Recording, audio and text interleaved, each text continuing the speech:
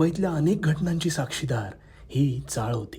घराची, स्वभावाची, चेहऱ्यांची, अगदी मराठमोळ्या संस्कृतींची ओळख घडवणारी ही चाळ संस्कृती आता नष्ट होण्याच्या मार्गावर आहे.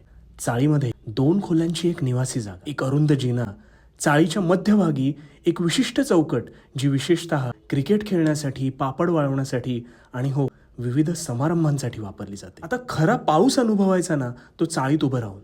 दादर, लालबाग, परळ भागात आपल्या नात्यातील पंचक्रोशीतील लोकांची मोठी वस्ती होती. 10 बाय 10च्या या खोलीत राहून चेहऱ्यावर मात्र अखंड श्रीमंती असणारी ही देवमाणसं.